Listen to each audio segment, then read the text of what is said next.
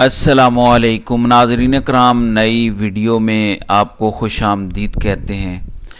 قاضی صاحب کو جھٹکے لگ رہے ہیں اور قاضی صاحب کا پلان کامیاب ہوتا نظر نہیں آ رہا۔ اسٹیبلشمنٹ کیا کر رہی ہے، ایجنسیز کیا کر رہی ہیں، اور عمران خان کی ٹیم پر کس طرح سے مظالم ڈھائے جا رہے ہیں۔ آج 10 محرم کا دن ہے اور 10 محرم کے موقع پہ ایک چیز بڑی واضح ہے، اسلام اور مسلمان ہونا محض کلمہ پڑھنے کا نام نہیں ہے کہ آپ نے رسول اللہ صلی اللہ علیہ وآلہ وسلم کا کلمہ پڑھ دیا لہٰذا اب آپ کو لائسنس مل گیا کہ آپ اچھے پکے مسلمان بن گئے، بلکہ 10 محرم کا دن آپ کو یہ سبق سکھاتا ہے کہ حق اور سچ کے خلاف کھڑا ہونا، وقت کے یزیدوں کے خلاف بغاوت کرنا، وقت کے یزیدوں سے ٹکر لینا۔ یہ نہیں کہ صرف آپ نے کلمہ پڑھ لیا اور آپ نے کہہ دیا کہ بس اب ہم نے حق ادا کر دیا، اب ہم پہ جنت واجب ہو گئی ہے۔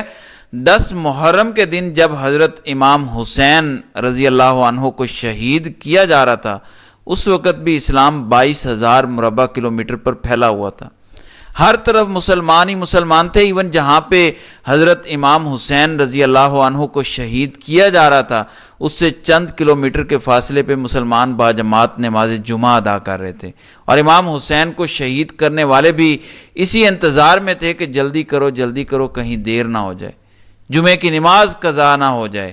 وہ نماز بہت افضل ہے، کلمہ پڑھنا بہت افضل ہے، مسلمان ہونا ایک بڑی نعمت ہے، لیکن صرف مسلمان ہونا، محض نام کے مسلمان ہونا بڑی چیز نہیں ہے، بلکہ حضرت امام حسین رضی اللہ عنہ کے نقش قدم پر چلنا اور وقت کے یزیدوں کی مخالفت کرنا، یہ حقیقی اسلام ہے۔ تو جب آج اتنا بڑا مقدس دن ہے، جب آج کا اتنا احترام والا 10 محرم کا دن ہے، جس دن امام حسین نے اپنی شہادت دے کر ثابت کیا کہ ظلم کے خلاف کلمہ حق ہر صورت بلند کرنا ہے، اس دن کے موقع پہ پاکستان میں کیا ہو رہا ہے، اتنے عظیم دن کی حرمت کو کیسے تار کیا جا رہا ہے۔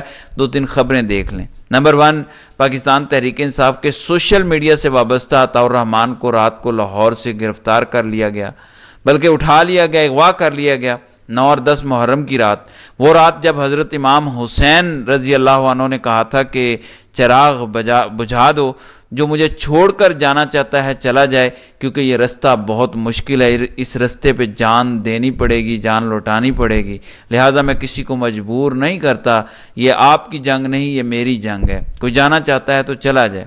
تو بے شمار لوگوں نے آج 10 محرم کے روز روزہ رکھا ہوا ہے، تو اتنا مقدس دن، لیکن پاکستان میں پولیس ایجنسیز، قانون نافذ کرنے والے ادارے کیا کر رہے ہیں۔ عطاء الرحمان کو لاہور سے رات 3 بجے گرفتار کیا گیا، فجر کی اذان سے پہلے، پھر جمشید دستی کے گھر پہ چھاپہ مارا گیا، وہاں پہ ان کی بیوی اور بچہ موجود تھے، بڑی تعداد میں کہتے ہیں کہ حساس اداروں کے اہلکار وہاں گئے، فائرنگ ہوئی، مگر وہاں سے جمشید دستی جان بچا کر بھاگنے میں کامیاب ہوئے۔ پھر معظم جتوئی، یہ MNA ہے پاکستان تحریک انصاف کے مظفر گڑھ سے، ان کو رات 2:30 بجے اغوا کر لیا گیا۔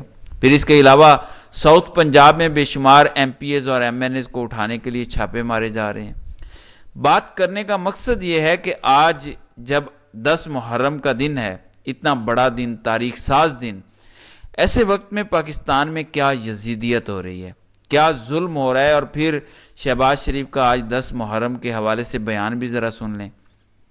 شہباز شریف کہتے ہیں کہ یزیدیت در حقیقت ایک سوچ کا نام ہے، جس کا مقصد ظلم و جبر کا نظام قائم کرنا ہے۔ اس مشکل وقت میں ضروری ہے کہ ہم صبر، اتحاد اور بھائی چارے کا مظاہرہ کریں۔ تو یہ شہباز شریف کا کہنا ہے کہ ایک سوچ کا نام ہے یزیدیت، ظلم و جبر کا جو نظام ہے اس کا نام ہے یزیدیت۔ کیا یہ یزیدیت شہباز شریف کے دور حکومت میں نہیں ہو رہی؟ اگر ایک سوچ کا نام ہے تو یہ سوچ ابھی قائم ہے۔ اگر ظلم اور جبر کا نام ہے تو ظلم اور جبر کی آخری حدیں بھی پار ہو چکی ہیں۔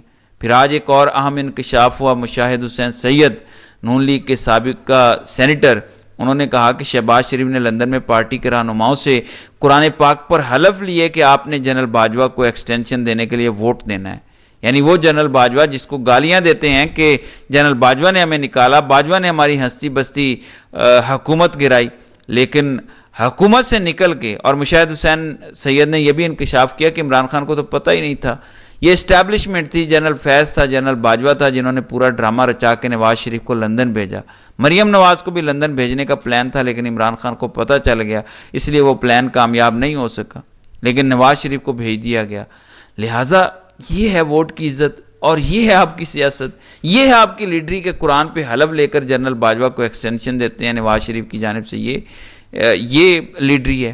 اب ایک جانب 9 اور 10 محرم میں یہ ظلم و جبر ہو رہا ہے، اسٹیبلشمنٹ نے اپنے سپاہی مارنا شروع کر دیے، اپنے ہی کارندوں کو پھڑکانا شروع کر دیا ہے۔ سید طلعت حسین سمار نیوز سے وابستہ ہیں، صحافی اینکر، وہ کہتے ہیں کہ میرا پروگرام ریکارڈ ہوا جس کے اندر مہمان تھے کاشف عباسی، شہزاد اقبال، جیو نیوز والے، الیاس رانا اور منیب فاروق۔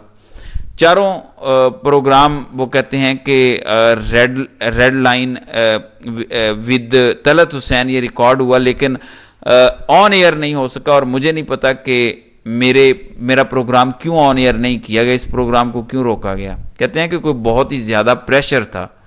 ظاہر ہے پاکستان کے اندر جب پروگرام آن ایئر نہیں ہوتے تو اس کا مطلب ہے کہ اس کے پیچھے اسٹیبلشمنٹ ہے، اسٹیبلشمنٹ کو پسند نہیں آئی کچھ چیزیں، اس لیے پروگرام آن ایئر نہیں ہو رہا۔ لہٰذا اب اپنے سرٹیفائیڈ ٹاؤٹ اگر وہ بھی کوئی بات کرتا ہے ادھر ادھر کی تو ان کو بھی نشانہ بنایا جا رہا ہے۔ پھر قاضی صاحب کے لیے یہ رستہ آسان نہیں ہے، وہ جس رستے پہ چل پڑے ہیں، جو وہ کر رہے ہیں۔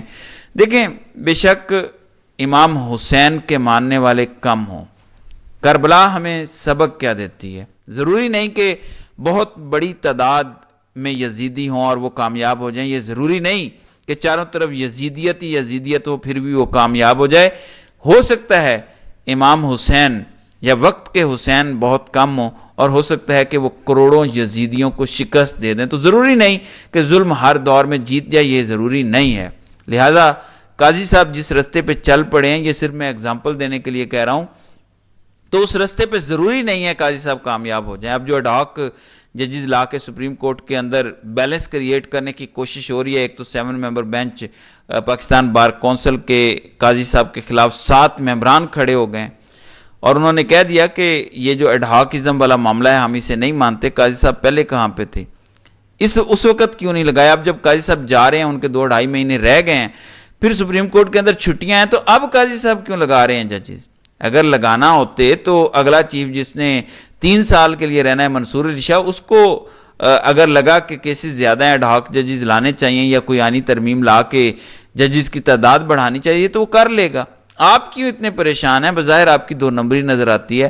لہٰذا 7 ممبر پاکستان بار کونسل کے جو ممبران ہیں انہوں نے خط لکھ دیا ہے، مخالفت کر دی ہے۔ ساتھ ہی کراچی بار ایسوسی ایشن نے بھی اڈاک ججز پر کی مخالفت کی ہے۔ پی ٹی آئی نے بھی وکلاء تحریک چلانے کا اعلان کیا۔ لہٰذا قاضی صاحب کو جھٹکے لگ رہے ہیں۔ وکٹیں تو 4 میں سے 2 پہلے گر چکی ہیں، باقی جو 2 رہ گئی ہیں اس کے خلاف بھی پاکستان کے وکلاء کھڑا ہونے شروع ہو گئے ہیں۔ لہٰذا یہ سلسلہ چلتا نظر نہیں آ رہا۔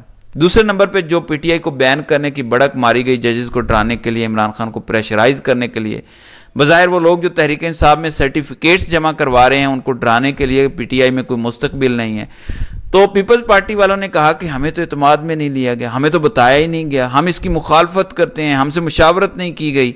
اب اندرونی کہانی یہ ہے، طارق عزیز جو سینئر صحافی ہیں وہ کہتے ہیں کہ نون لیگ کی ان سب سے پہلے بات ہو چکی تھی، ایم کیو ایم اور پیپلز پارٹی سے بات ہو چکی تھی، یہ صرف فیس سیونگ کے لیے کہ جو عوام میں ہمارا تاثر بنا رہے کہ ہم جمہوری لوگ ہیں، ہم جمہوریت پر عمل کرنے والے لوگ ہیں، اس لیے۔ ادروائز ان کی مشاورت ہے، اور یہ سارے ایک پیج پر ہیں، establishment, Peoples Party, M Q M, Noon League, سارے ایک پیج پر ہیں کہ تحریک انصاف پر پابندی لگانی پڑے تو لگائیں گے۔ جیسے بجٹ کی دفعہ پہلے ہوائی فائرنگ کی گئی، بڑکیں ماری گئیں، تو وہ کہتے ہیں کہ پیپلز پارٹی پرانی جماعت ہے، جمہوری جماعت ہے، آئین کی بالادستی چاہنے والی جماعت ہے، سب ٹاؤٹوں کی جماعتیں ہیں، سب مفاد پرستوں کی جماعتیں ہیں، سارے ہی فیملی بزنس سمجھ کے اپنی اولادوں کو آگے لے رہے ہیں۔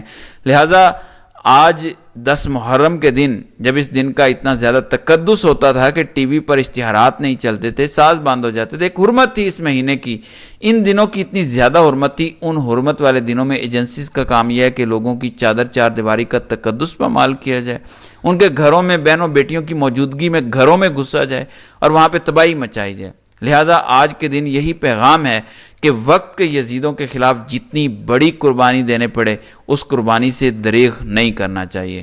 تو ناظرین اکرام، آپ کی اس ویڈیو کے حوالے سے کیا رائے ہے؟ آپ اپنی رائے کا اظہار کامنٹ سیکشن میں ضرور کیجیے گا۔